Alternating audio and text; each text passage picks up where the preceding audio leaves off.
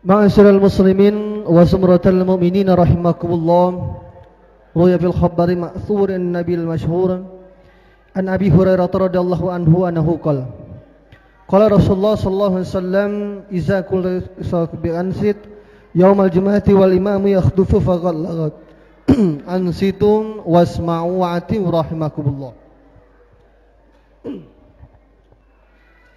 Inna Allah wa malaikatahu yusalluna 'alan nabi ya ayyuhallazina amanu sallu 'alaihi wa sallimu taslima. Allahumma salli wa sallim ala sayyidina Muhammadin sayyidil mursalin wa ala ali tayyibin at-tahirin ar-rasidin wa rada'anhum ajma'in birahmatika ya arhamar rahimin. Assalamualaikum warahmatullahi wabarakatuh.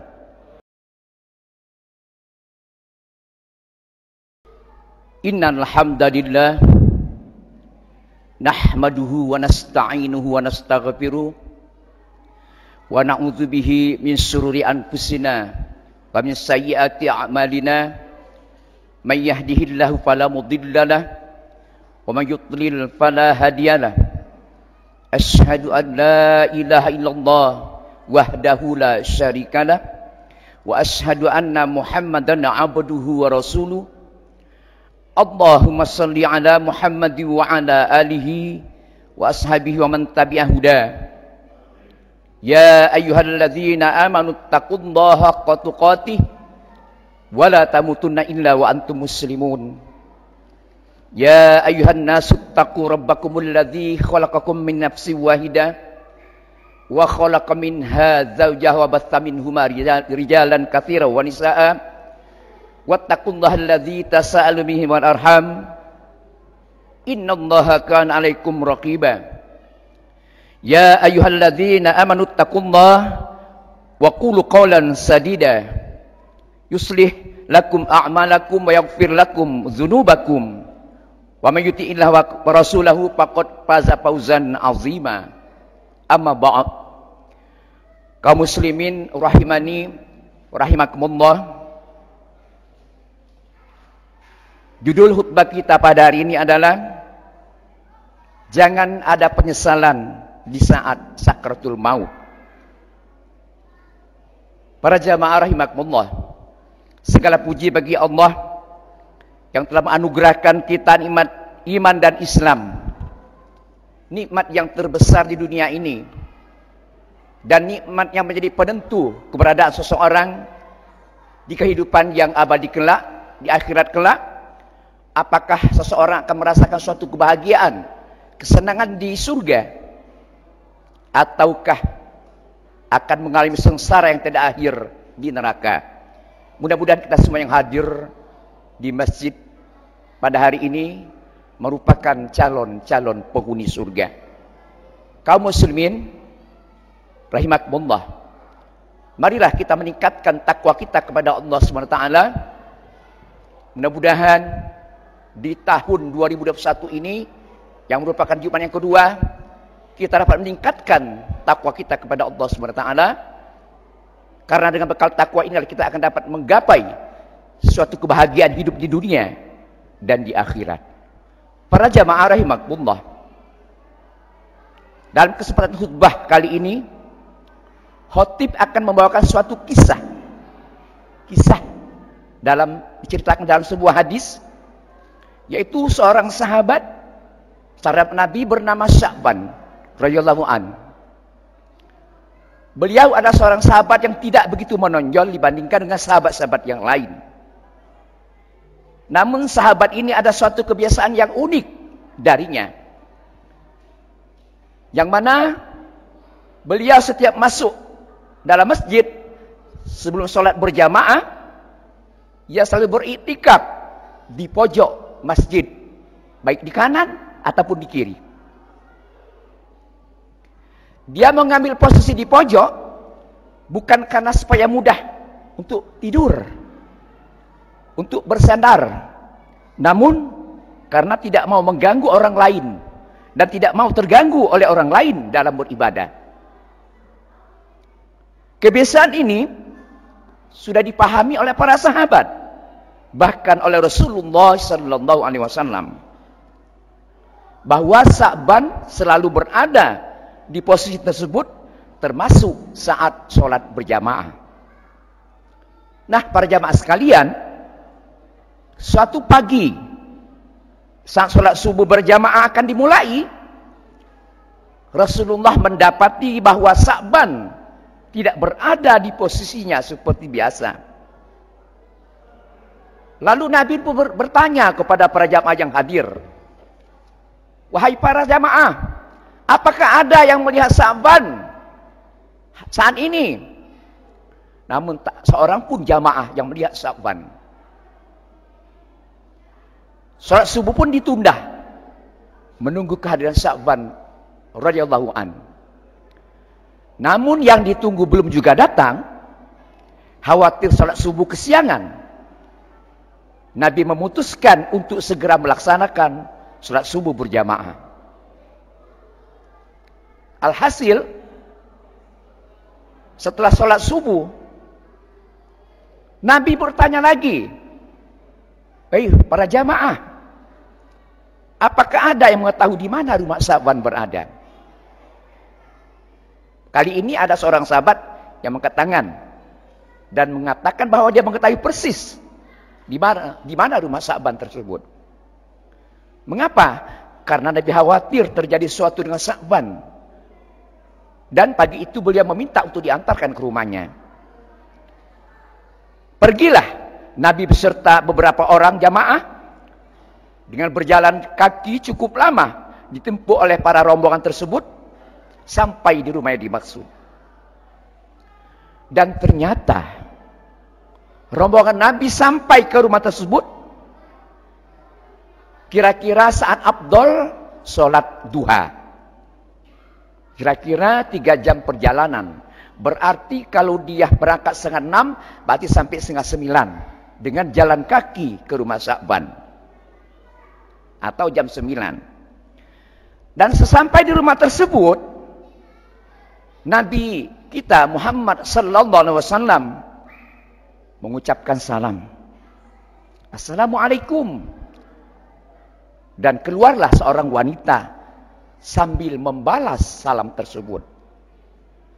Nabi bertanya, "Benarkah ini rumah Sa'ban?" "Benar ya Rasulullah. Saya istrinya," jawab wanita tersebut. "Bolehkah kami menemui Sa'ban?" kata Nabi kita, yang tadi tidak hadir pada saat sholat subuh. Dengan berlinang air mata, istri Sa'ban menjawab, "Ya Rasulullah, beliau telah meninggal dunia tadi pagi." Dan lantas Rasulullah bersama sahabat mengucapkan, "Inna lillahi wa inna ilaihi raji'un." Ada sahabatnya nyeletuk, "Masya Allah, satu-satunya penyebab dia tidak sholat subuh berjamaah adalah karena ajal sudah menjemputnya." Beberapa saat kemudian, di tengah obrolan, istri Sa'ban bertanya kepada Rasulullah sallallahu alaihi wasallam, "Ya Rasulullah, ada sesuatu yang jadi tanda tanya kami sekeluarga ini, yaitu di saat menjelang kematiannya, sedang sakarat, Sa'ban berteriak 3 kali dengan masing-masing teriakan disertai dengan satu kalimat. Kami semua tidak paham apa maksudnya ya Rasulullah." Nabi bertanya, "Apa saja yang diucapkan oleh Sa'ban saat itu?" Tanya Rasul tadi. "Di masing-masing teriakannya ya Rasul, dia berucap kalimat seperti ini. Yang pertama, aduh, kenapa tidak lebih jauh?" Itu yang pertama. Yang kedua berteriak lagi, dan kalimat terucap adalah, "Aduh, kenapa tidak yang baru?" Dan terakhir ya Rasulullah, Aduh, kenapa tidak semuanya? Lalu Nabi menjelaskan dari perkataan yang keluar dari lisan Sa'ban sebelum atau di saat sakratul maut tersebut. Nabi pun melantunkan ayat yang terdapat dalam surat Qaf ayat 22. Bismillahirrahmanirrahim. Laqad kunta fi ghaflatin min hadza fakashafna 'anka ghita'aka fabasarukal yawma hadid. Yang artinya, sesungguhnya kamu berada dalam keadaan lalai dari hal ini, maka kami singkapkan daripadamu hijab yang menutup matamu, maka penglihatanmu pada hari itu amat tajam. Para jamaah rahimakumullah, ternyata saat dalam keadaan sakratul maut, ketika napas sudah ditenggorokan, perjalanan hidupnya ditayangkan ulang oleh Allah Subhanahu wa taala. Bukan cuma itu, semua ganjaran dari perbuatannya diperlihatkan juga oleh Allah Subhanahu wa taala. Nah, apa yang dilihat Sa'ban dan orang yang dalam keadaan sakratul maut tidak bisa disaksikan oleh orang lain. Hanya orang yang bersangkutan yang dapat melihat ulangan itu. Dan dalam pandangan yang tajam dalam saat sakratul maut itu, Sa'ban melihat suatu adegan di mana kesehariannya dia pergi pulang ke masjid untuk sholat berjamaah 5 waktu. Perjalanan sekitar 3 jam jalan kaki, sudah barang tentu bukanlah suatu jarak yang dekat para jamaah sekalian. Dalam tayangan itu pula Sa'ban diperlihatkan pahala yang diperolehnya dari langkah-langkahnya ke masjid. Sa'ban juga melihat seperti apa bentuk surga dan ganjarannya. Saat itulah Sa'ban berucap, aduh, kenapa tidak jauh? Karena seakan-akan timbul penyesalan dalam diri Sa'ban. Mengapa rumah yang tidak lebih jauh lagi? Supaya pahala yang didapatkan lebih banyak lagi dan surga yang didapatkan lebih indah. Para jamaah rahimakumullah, dalam perjalanan berikutnya saat sakratul maut, Sa'ban melihat saat ia akan berangkat sholat berjamaah di musim dingin. Pada saat itu dia membuka pintu dan berhembuslah angin dingin yang menerpa tulang, yang menusuk tulang. Akhirnya Sa'ban masuk lagi ke rumahnya karena udaranya sangat dingin, dan dia berniat mengambil satu baju lagi untuk dipakainya biar 2 lapis. Jadi dia memakai 2 lembar baju, 2 lapis. Sa'ban sengaja memakai pakaian yang bagian dalam dipakainya, dan yang baju yang sudah cukup lama, agak sudah usang, dipakainya di bagian luar. Pikirnya jika karena debu, sudah barang tentu yang kena hanyalah baju yang luar saja. Agar sampai di masjid, dia bisa membuka baju luar dan sholat dengan baju yang baru tadi. Maklumlah para jamaah sekalian, karena berjalan kaki, jaraknya lebih kurang 3 jam. Berkeringat barangkali dan berdebu. Namun, dalam perjalanan ke masjid, dia menemukan seseorang yang terbaring kedinginan. Jadi di pinggir jalan dia bertemu orang yang terbaring kedinginan. Sa'ban pun ibah. Dia kasihan. Lalu Sa'ban membuka baju yang bagian luar dan dipakai kepada orang yang kedinginan tersebut. Lantas Sa'ban memapanya bersama-sama ke masjid untuk melakukan sholat berjamaah. Dan alhasil orang itu terselamatkan dari mati kedinginan dan bahkan sempat melakukan sholat berjamaah bersama para Rasulullah sallallahu alaihi wasallam. Nah, Sa'ban pun melihat adegan ini dengan betapa indahnya surga sebagai balasannya memakaikan baju yang lama tadi kepada orang tersebut. Dan dengan melihat adegan itu, dia kemudian berteriak lagi, Aduh, kenapa tidak saya pakai dengan baju yang baru? Timbul lagi penyesalan di benak Sya'ban. Jika dengan baju yang tidak baru saja bisa mengantarkannya mendapat pahala yang begitu besar, sudah barang tentu ia akan mendapatkan pahala yang lebih besar lagi seandainya ia memakaikan bajunya yang bagian dalam atau baju yang baru. Para jamaah rahimakumullah. Berikutnya dalam teriakan yang ketiga. Dalam saat sakaratul maut, Sya'ban melihat lagi suatu adegan di mana saat dia hendak sarapan pagi dengan sepotong roti yang dimakan dengan cara diselupkan dengan segala susu. Ketika baru saja akan mulai sarapan, muncullah pengemis di depannya yang meminta diberi sedikit roti karena sudah lebih kurang 3 hari perutnya tidak diisi dengan makanan. Melihat hal tersebut, Sya'ban pun merasa kasihan, rasa iba. Ya kemudian membagi roti itu 2 potong, dibagi 2 sama besarnya. Demikian pula dengan segelas susu dibaginya dan mereka makan bersama dengan roti setengah potong dan susu sama-sama separuhnya. Nah, dalam time tersebut Allah kemudian memperlihatkan ganjaran dari perbuatan Sya'ban tersebut dengan surga yang indah. Nah, dengan melihat adegan tersebut, dia pun makan berteriak tadi. Aduh, kenapa tidak semua? Maksudnya, kenapa roti itu tidak diberikan semuanya kepada pengemis tersebut? Sya'ban kembali menyesal.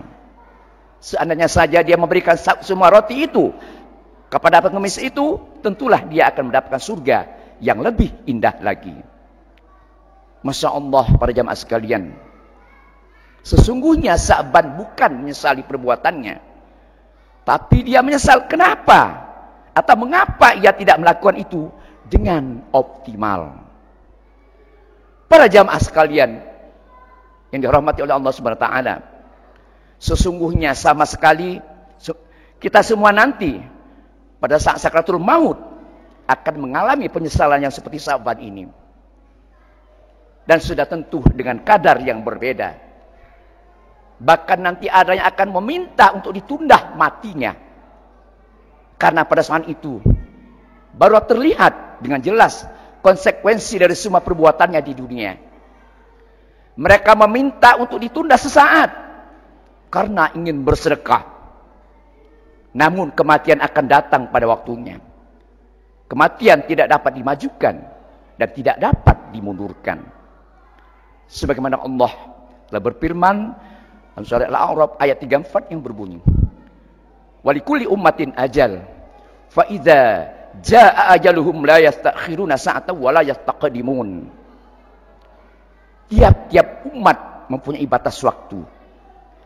Maka apabila telah datang waktunya, mereka tidak dapat mengundurkannya barang sesaat pun dan tidak dapat pula memajukannya. Para jamaah rahimakumullah. Seringkali kita mendengar baik dari mubaligh atau penceramah, maupun kita pun membaca sebuah hadis dalam kitab kita, ada ungkapan hadis yang berbunyi, sholat Isya yang berjamaah di masjid pahalanya sama dengan pahala sholat separuh malam. Dan ada lagi ungkapan hadis, 2 rakaat sebelum subuh lebih baik daripada dunia dan seluruh isinya. Namun lihatlah para jamaah sekalian, kita saksikan bersama, masjid kita tetap saja lengang, tetap saja sepi, seolah-olah kita tidak percaya kepada janji Allah tersebut. Mengapa demikian? Karena apa yang dijanjikan Allah SWT itu tidak terlihat oleh mata kita pada situasi normal seperti sekarang ini. Karena mata kita saat ini tertutup oleh suatu hijab, makanya tidak terlihat. Dan Allah akan membuka hijab itu pada saat ketika napas kita sudah sampai di tenggorokan, yaitu di saat kita sedang sakratul maut. Para jamaah yang insyaallah dirahmati oleh Allah Subhanahu wa taala. Dalam kisah ini, Sa'ban telah menginspirasi kita bagaimana seharusnya menyikapi janji Allah Subhanahu wa taala tersebut. Sa'ban ternyata tetap menyesal. Sebagaimana halnya kita pun juga nanti akan mengalami penyesalan ini. Namun, penyesalan Sa'ban bukanlah karena tidak menjalankan perintah Allah Subhanahu wa taala. Namun penyesalannya karena tidak melakukan kebaikan dengan optimal. Dan bagaimana jika kita tidak menjalankan perintah Allah sama sekali? Tentu akan mengalami penyesalan yang sesal-sesalnya. Para jamaah rahimakumullah, sudahkah kita semua berhitung atau memikirkan, apalagi ini sudah tahun baru, dalam menghadapi apa yang akan dan pasti kita hadapi, yaitu sakratul maut? Ataukah kita masih sibuk dengan urusan dunia yang pasti akan kita tinggalkan? Semoga saja kita semua selalu bisa mengoptimalkan kebaikan-kebaikan di setiap kesempatan. Para jamaah rahimakumullah, khutbah yang ringkas ini mudah-mudahan dapat mengingatkan kepada kita semua, sebab kita ini gampang lupa. Dalam kehidupan yang semakin modern ini, tidak sedikit orang yang tenggelam, hanya berkecimpung, hanya bergulat dengan urusan-urusan duniawi saja, dan melupakan akhiratnya. Dan mudah-mudahan khutbah ini bermanfaat, bertepatan dengan hadirnya petunjuk dari Allah Subhanahu wa taala. Amin ya rabbal alamin. Barakallahu li wa lakum fil Qur'anil azim wa nafa'ni wa iyyakum bima fihi minal ayat wa dzikril hakim. Wa taqabbalallahu minni wa minkum tilawatah innahu wasamiun alim. Aqulu qouli hadza wa astaghfirullahal azim li wa lakum lisairil muslimina wal muslimat wal mu'minina wal mu'minat al ahya'i minhum wal amwat fastaghfiru innahu wal ghafurur rahim. Allahumma salli wa sallim ala Sayyidina Muhammadin wa ala ali Sayyidina Muhammad. Alhamdulillah, alhamdulillahilladzi amarna bil ittihadi wal i'tisami bihablillahil matin. Ashhadu an la ilaha illallah wahdahu la syarika lah. Iyyahu na'budu wa iyyahu nasta'in. Wa ashhadu anna sayyidana Muhammadan abduhu wa rasuluhu mab'utsu rahmatan lil alamin. Allahumma shalli wa sallim ala sayyidina Muhammadin wa ala alihi wa ashabihi ajma'in. Ibadallah, ittaqullaha mastata'tum wasari'u ila maghfirati rabbil alamin. Innallaha wa malaikatahu yusalluna 'alan nabi. Ya ayyuhalladzina amanu sallu 'alaihi wa sallimu taslima. Allahumma salli wa sallim wa barik ala Sayyidina Muhammadin Sayyidil Mursalin wa ala alihi wa ashabihi wa qarabati wa azwajihi wa dhurriyyatihi ajma'in. Allahumma asli jami'at umatil muslimin wa ansudil islam wa muslimin wa ahlikil kafar tawal musyrikin wa ahli kalimataka liyaumiddin. Allahumma ighfir lil muslimina wal muslimat wal mu'minina wal mu'minat al ahya' minhum wal amwat innaka sami'un qaribun mujibud da'awat wa yaqdil hajat. Rabbana iftah bainana wa baina qaumina bil haqqi wa anta khairul fatihin. Rabbana atina fid dunya hasanah wa fil akhirati hasanah wa qina adzabannar. Ibadallah, innallaha ya'muru bil adli wal ihsan wa ita'i dzil qurba wa yanha 'anil fahsya'i wal munkari wal baghi ya'idzukum la'allakum tadhakkarun. Fazkurullahal azim yadhkurkum wad'uhu yastajib lakum wa la dzikrullahi akbar. Wallahu ya'lamu ma tasna'un.